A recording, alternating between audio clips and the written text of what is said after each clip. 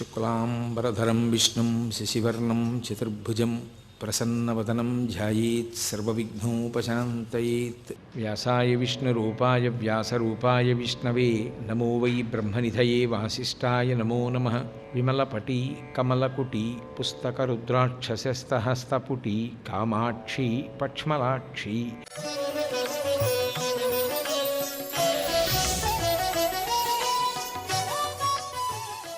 త్రేతాయుగంలో రామచంద్ర ప్రభువు తర్వాత మళ్ళీ కలియుగంలో ధర్మాన్ని తూచా తప్పకుండా పాటించినటువంటి ఏకైక వ్యక్తిగా పేర్గాంచినటువంటి ఏ మహాపురుషుడు ఉన్నాడో అటువంటి కంచికామకోటి పీఠాధిపత్యం వహించినటువంటి ప్రాతస్మరణీయులు అపర శివావతారులు, ఈ భూమి మీద వెలిసినటువంటి వేరొక శంకర భగవత్పాదుల యొక్క అవతారమైనటువంటి శ్రీ శ్రీ శ్రీ చంద్రశేఖరేంద్ర సరస్వతి మహాస్వామి వారి యొక్క సేవలో కార్యక్రమాన్ని చెయ్యడం అన్ని విధాలా ముదావహంగా ఉంటుంది అని నిర్ణయం చేసి ఈ సుబ్రహ్మణ్య వైభవం మీద ప్రవచన కార్యక్రమాన్ని ఇవాల్టి రోజు ప్రారంభించడం జరుగుతోంది.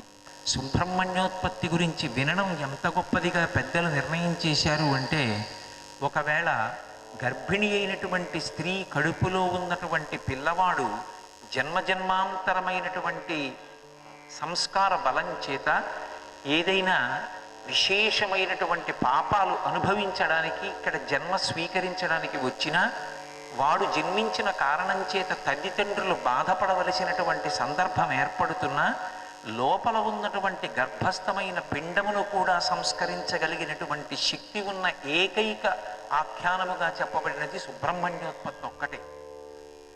అందుకే ఇప్పటికీ గర్భిణీ స్త్రీలందరూ కూడా సుబ్రహ్మణ్యోత్పత్తిని వింటారు. అథవా కొంచెం సంస్కృతం వచ్చిన వాళ్ళైతే బాలకాండలోంచి ఆ షణ్ముఖోత్పత్తిని అంతటినీ కూడా పారాయణ చేస్తారు. అదేం పెద్ద విశేషమైనటువంటి సర్గలతో ఉండదు. 2-3 సర్గలలో ఉన్నటువంటి ఆ విషయాన్ని పారాయణ చేస్తారు. ఇప్పటికీ సుబ్రహ్మణ్యేశ్వర స్వామి వారి యొక్క వైభవం, వారికి సంబంధించినటువంటి విశేషాలకి లోకంలో ఎంత ప్రాధాన్యత ఉన్నది అంటే, వ్యాధులను నయం చేయడం దగ్గర నుంచి సంచితంగా వస్తున్నటువంటి పాప రాశిని దగ్ధం చేయడం వరకు సుబ్రహ్మణ్య వైభవం వినడం, సుబ్రహ్మణ్యుని మీద ఉన్నటువంటి స్తోత్రాల్ని చదవడం విశేషమైనటువంటి ప్రాధాన్యతని సంతరించుకుని ఉన్నాయి. బహుశः సుబ్రహ్మణ్యోత్పత్తిలో వచ్చినన్ని మలుపులు, కథలో ఏర్పడినటువంటి ఉత్కంఠ, అన్నింటిని కలపవలసినటువంటి అవసరం బహుశः ఇంకా దేని విషయంలోనూ జరగలేదు. ఒక్క సుబ్రహ్మణ్యోత్పత్తి యందు మాత్రమే అన్ని మలుపులు తిరిగింది. అటువంటి సుబ్రహ్మణ్యోత్పత్తికి ముందు చాలా పెద్ద నేపథ్యం నడిచింది. పరదేవత యందు విశేషమైనటువంటి లక్షణం ఒకటి ఉంటుంది. ఆమె మహాపతివ్రత. ఆమె ఎన్నడూ కూడా భర్తని విడిచిపెట్టి ఉండేటటువంటి లక్షణం ఉన్నది కాదు. నిత్యానపాయని. ఎప్పుడెప్పుడు భగవంతుడు అవతార స్వీకారం చేస్తే అప్పుడప్పుడు తల్లి కూడా అవతార స్వీకారం చేస్తూ ఉంటుంది. ఆమె ఎంతమందికైనా కుమార్తెగా వస్తుంది. అసలు యథార్థం చెప్పాలి అంటే, ఏ కుటుంబంలో ఆడపిల్ల ఉన్నా ఆమె పరదేవత యొక్క స్వరూపిణియే. అందుకే శ్రీరామాయణంలో కన్యాదానం చేసేటప్పుడు వాడినటువంటి శ్లోకం ఈ లోకంలో ఎప్పుడు ఎవరు కన్యాదానం చేసినా వాడేటటువంటి మాటలతో కూడుకున్నదై మాత్రమే ఉంటుంది. అటువంటి అమ్మవారు ఎంతమందికైనా కూతురుగా రావడానికి అంగీకరిస్తుంది. అందుకే ఆవిడ అనుగ్రహించినప్పుడల్లా ఎందరినో తరింప చేయడానికి వాళ్ళకి కూతురుగా వచ్చింది. ఒకప్పుడు కాత్యాయన మహర్షికి కూతురై కాత్యాయని అన్న పేరుతో వచ్చింది. భృగువుకి కూతురై భార్గవి అని పేరు పెట్టుకుంది. జనక మహారాజుకి కూతురై జానకి అని పేరు పెట్టుకుంది. దక్ష ప్రజాపతికి కూతురై దాక్షాయణి అయింది. హిమవంతునికి కూతురై హైమవతి అయింది. ఎంతోమందికి కుమార్తెగా వచ్చింది. కానీ ఎన్ని అవతారములు స్వీకరించినా ఆమెకి భర్త మాత్రం పరమేశ్వరుడు మాత్రమే. అసలు ఆ స్థానంలో ఏ పురుషుడైనా ఊహ చేసి నేను మగవాడినన్న భావనతో నిలబడితే అమ్మవారి కన్నులలో రౌద్రరసం కనపడుతుంది అని చెప్పారు శంకరాచార్యుల వారు.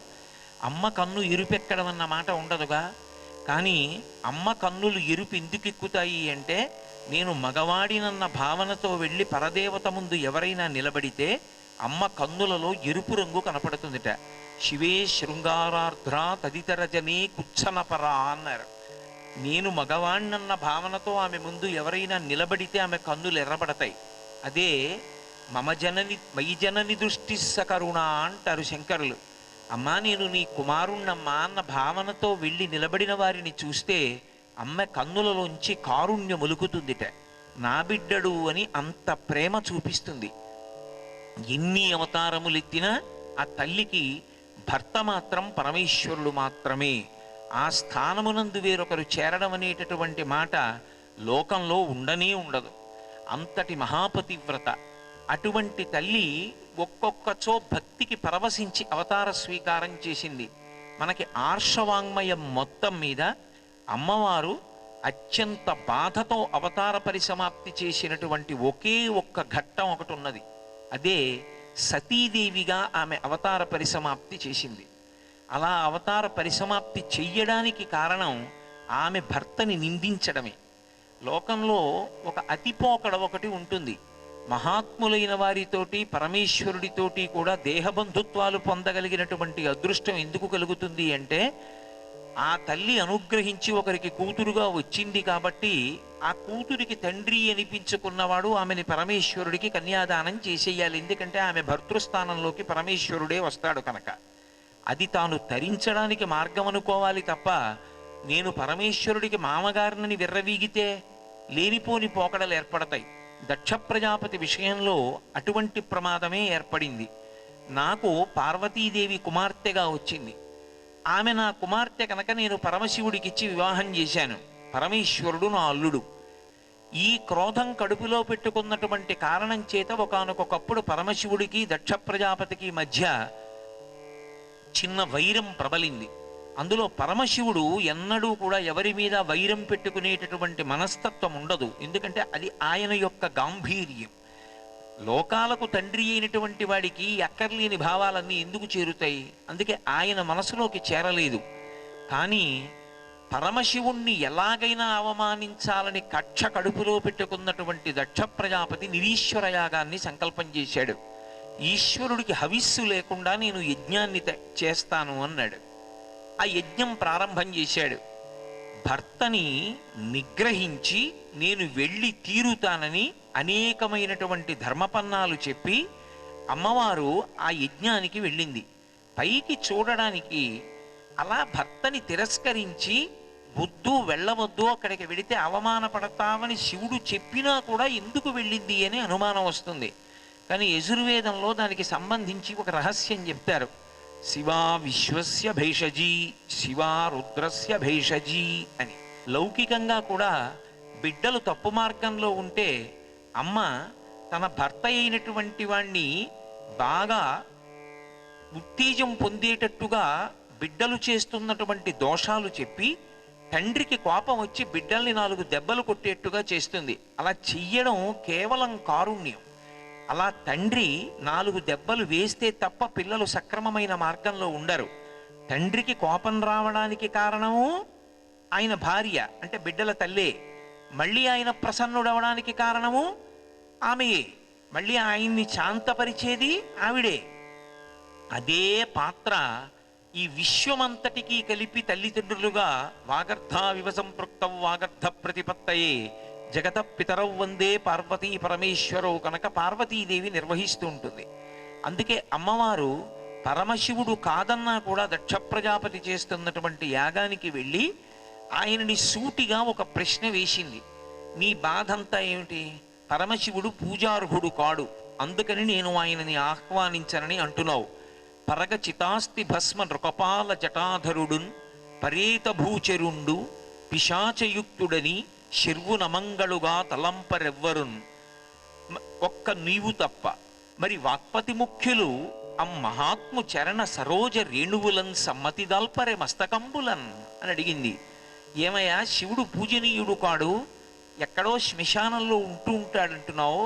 అది నిజమైతే, నిజంగా పరమశివుడు పూజార్హుడు కాకపోతే చతుర్ముఖ బ్రహ్మ వంటి వారు కూడా వచ్చి ప్రతిరోజు పరమశివుని పాదములకు అంటుకున్నటువంటి ఆ రేణువులను రజస్సుని తీసి తమ తలల మీద ఎందుకు చల్లుకుంటున్నారు? నిన్ను కన్నవాడు చతుర్ముఖ బ్రహ్మ, నీ తండ్రే పరమశివుడి పాదములకు అంటుకున్న రజస్సుని కిరీటం మీద చల్లుకుంటుంటే కుమారుడవైనటువంటి నీకు ఏర్పడినటువంటి అభ్యంతరం ఏమిటి? ఆయన శ్మశానంలో ఉండడానికి కారణం వేరు. అనుశాసనిక పర్వంలో చెప్పాడు, లోకంలో నా అంతవాణ్ణి నేనని రకరకాలైనటువంటి అహంకారాలని చూపించుకుంటూ బ్రతికినటువంటి వాళ్ళు శరీరం విడిచిపెట్టినప్పుడు చిట్ట చివర ఒక్కడిని తీసుకెళ్ళి శ్మశాన వాటికలో దహనం చేసేస్తే ఆ శరీరంలోంచి ఉద్గతమైపోయినటువంటి జీవుడు పైకి లేచి నిలబడి చూసుకుంటూ ఉంటాడు. ఆఖరికి కల్లరి బొమ్మయవు కాయంబునొల్లా తన శరీరం కూడా కాలిపోతూ ఉంటుంది. జీవుడు సూక్ష్మ శరీరంతో నిలబడి వెళ్ళిపోతున్నటువంటి కొడుకుని బంధువుల్ని చూసి ఇప్పుడు నన్ను ఆదుకునే వాళ్ళెవరని ఒంట్లో ఓపికన్నప్పుడు ఒక్కసారి భగవన్నామని చెప్పలేదు, ఓ ఆలయానికి ప్రదక్షిణం చేయలేదు, ఒకరికి ఉపకారం చేయలేదని తల్లడిల్లుతుంటే నేనున్నానని సహాయపడేవాళ్ళు, నేనున్నానని భుజం తట్టేవాళ్ళు లేక చచ్చినవాడు చచ్చి చచ్చి ఏడుస్తుంటే వాణ్ణి ఓదార్చడానికి పార్వతీ నేను అక్కడ ఉన్నానని చెప్పాడు శంకరుడు. అంతటి ఉదారుడైనటువంటి శంకరుడు ఎందుకున్నాడో చతుర్ముఖ బ్రహ్మగారికి తెలియదా? బ్రహ్మగారు ప్రార్థన చేస్తే వెళ్ళి అక్కడ ఉన్నాడు. అటువంటి మహాత్ముణ్ణి నింద చేశావే. పరమశివుని భార్యనైనటువంటి నేను శివనిందని వినను. ఈ శరీరంతో చెవులతో విన్నాను. ఏ శరీరంతో నేను విన్నానో ఆ శరీరం నీకు కుమార్తెగా వచ్చాను. నీకు కుమార్తెగా వచ్చి నీకు విశేషమైన కీర్తి కట్టపెట్టి నీ పేరు మీద నా పేరు ఉంచుకున్నాను, దక్షుని కుమార్తె దాక్షాయణి అని. ఇప్పుడు నేను ఈ శరీరంతో లోకంలో తిరిగితే చూసిన వాళ్ళందరూ ఈమె దాక్షాయణి దాక్షాయణి అంటారు. అన్నప్పుడు నాకు నీవు జ్ఞాపకానికి వస్తావు. నువ్వు నా భర్తని చేసిన నింద జ్ఞాపకానికి వస్తుంది. నా భర్తృ నింద చేసినటువంటి నీ కుమార్తెగా ఉండడానికి నేనిక ఇష్టపడను అని నరుడు అజ్ఞానమునన్ భుజించిన జుగుప్సంబైన ఎన్నంబు సయ్యన వెళ్ళించి పవిత్రుడైన గతి మహాత్ము దుష్టాత్ముండవై నిందించిన హేయభాజనమైన ఈ శరీరమున్ విడిచి భాస్వచ్యుద్ధి ప్రాపించదన్ అంది. దుర్మార్గుడవై పరమశివుణ్ణి నింద చేశావు. ఆ నిందావాక్యములను ఈ చెవులతో విన్నాను. అందుకే నేను ఇక దాక్షాయిణిగా ఉండదలుచుకోలేదని ఆమె తుట్టతుట తీర్పు ఒకటి లోకానికి ప్రకటించింది శరీరాన్ని విడిచిపెట్టే ముందు. శివోభవోద్వేష్టి శివం శివేతరహ అంది. శివుణ్ణి ద్వేషిస్తే శుభాలు కలగమంటే ఎక్కడి నుంచి కలుగుతాయ్యా? కలగవు అని చెప్పి యోగాగ్ని రగల్చి ఆమె శరీరాన్ని విడిచిపెట్టేసింది. అప్పటి వరకు ఆయన శివుడు పరమ ప్రశాంతంగా ఉన్నాడు. అందుకోసమే ఆమె వెళ్ళింది గాడి తప్పిన లోకాన్ని శిక్ష వేయించడానికి. ఎప్పుడైతే శివుడు ఆమె సతీదేవిగా శరీరాన్ని విడిచిపెట్టింది, సతీ అన్న మాటకు అర్థం భర్త శరీరాన్ని విడిచిపెడితే ఆ మాట విని ఉండలేక ఆయనతో పాటే శరీరాన్ని విడిచిపెట్టడం. పూర్వం ఒక ఆచారం ఉండేది సతీ అని, కానీ అది ఎంతవరకు మంచిది ఎంతవరకు చెడ్డది అన్న దాని మీద ఇప్పుడు నేను చర్చ చెయ్యట్లేదు. కానీ సతీదేవిగా భర్తృ నింద విన్నంత మాత్రం చేత ఆమె శరీరాన్ని విడిచిపెట్టేసింది. ఎప్పుడైతే ఈ మాట పరమశివుడికి తెలిసిందో అప్పటి వరకు పరమ ప్రశాంతమూర్తి అయి మంగళమూర్తి అయి కూర్చున్నటువంటి శివుడు ఒక్కసారి రుద్రుడయ్యాడు. ఉగ్రమూర్తి అయి లేచి నిలబడి ఆజ్యుండుగ్రుడు నీలకంఠుడి దైత్యారాతి దష్టోష్టుడై ఆజ్యద్భూరి మృగేంద్ర ఘోషమున భీమ ప్రక్రియన్ నవ్వుచున్ విద్యుద్వహ్ని శిఖా సముచ్చయ రుచిన్ వెల్గొందు చెంచజ్జటన్ సద్యక్రోధము తోడ పుంచి వైచన్ క్షమాచక్ర మధ్యంబునన్ మహాగ్రహాన్ని పొంది ఆ ఉన్నటువంటి జటాజూటంలోంచి ఒక జటని పిరికి కైలాస పర్వతంలో ఉన్న ఒక రాతికేసి కొట్టాడు. కొట్టేటప్పటికే ఆ రాతికి తగిలినటువంటి జటలోంచి ఆ ఘర్షణలోంచి ఒక భయంకరమైనటువంటి స్వరూపం ఒకటి ఆవిర్భవించింది.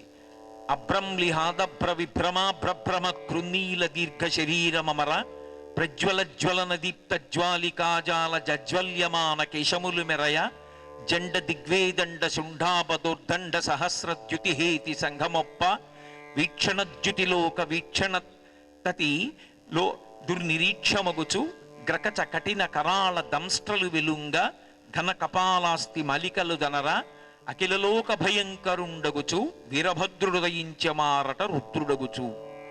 పరమ భయంకరమైనటువంటి స్వరూపంతో భూమ్యాకాశములు నిండిపోయేటట్టుగా అగ్నిహోత్రం వెలుగుతున్నటువంటి వెంట్రుకలతో సహస్ర బాహువులతో ఆయుధాలు పట్టుకుని వీరభద్రుడు ఉదయించి పరమశివుని యొక్క ఆజ్ఞ మేరకి దక్షయజ్ఞాన్ని ధ్వంసం చేశాడు. తర్వాత మళ్ళీ పరమశివుడు అనుగ్రహించాడు, దక్ష ప్రజాపతి బతికాడు, దక్షుని యొక్క యాగం పూర్తయిపోయింది. కానీ అమ్మవారు మాత్రం సశరీరంగా లేదు. ఆమె పరమశివుని యందు ఐక్యమైపోయింది. ఇప్పుడు ఆమె మళ్ళీ శరీరంతో బయటికి రావాలి. ఆమె శరీరంతో పైకి రావడం అంటే మళ్ళీ పరమభక్తితో ప్రార్థించిన వాడు ఎవరుంటారో వారి కడుపున కుమార్తెగా వస్తుంది. ఎందుకు వస్తుంది అంటే మళ్ళీ వాళ్ళని అనుగ్రహింపచెయ్యాలి. ఇప్పుడు పార్వతీదేవి పక్కన లేదు. పక్కన లేకుండా శివుడు ఒక్కడే ఉన్నాడు. ఇది రాక్షసులకు వేరు విధంగా అర్థం అవుతుంది. వేరు విధంగా అర్థమైనటువంటి రాక్షసులలో పరమ ప్రముఖుడైనటువంటి వాడు ఒకడున్నాడు. వాడి పేరు తారకాసురుడు అంటారు. సుబ్రహ్మణ్య జననం వెనక ఇంత పెద్ద కథ నడవవలసి వచ్చింది. ఆ తారకాసురుని యొక్క తండ్రి పేరు వజ్రాంగుడు. ఆయన కశ్యప ప్రజాపతి దితి యొక్క కుమారుడు. ఆ వజ్రాంగుడు బ్రహ్మదేవుని గురించి ఘోరమైన తపస్సు చేశాడు. బ్రహ్మదేవుడు ప్రత్యక్షమయ్యాడు. ఎవరి కర్తవ్యతానిష్ట వాళ్ళది. అంత భక్తితో ఆరాధన చేసినప్పుడు ప్రత్యక్షం అవ్వాలి. చతుర్ముఖ బ్రహ్మగారు ప్రత్యక్షమై నీకేం కావాలని అడిగారు.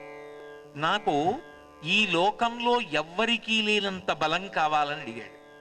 ఆయన వరాన్ని ఇచ్చి ఎప్పుడూ ఒక పరాకు మాట చెప్తుంటాడు. దీన్ని 10 మంది శ్రేయస్సుకు ఉపయోగించు, స్వార్థానికి ఉపయోగించకు అన్నాడు.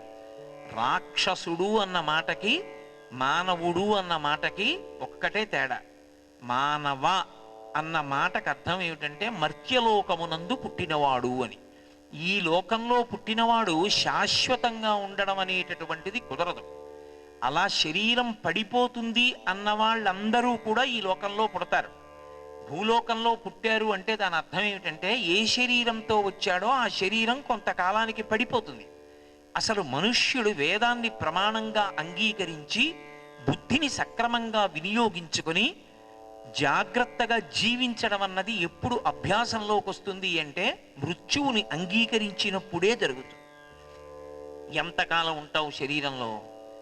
ఇంకో 20 ఏళ్ళు ఉండొచ్చు. మహా ఉంటే ఇంకో 5 ఏళ్ళు, ఇంకో 25 ఏళ్ళు ఉండొచ్చు. అప్పుడు పడిపోతుందా శరీరం? పడిపోయిన తర్వాత జీవుడు వెళ్ళి నిలబడాలా పరమేశ్వరుడి ముందు?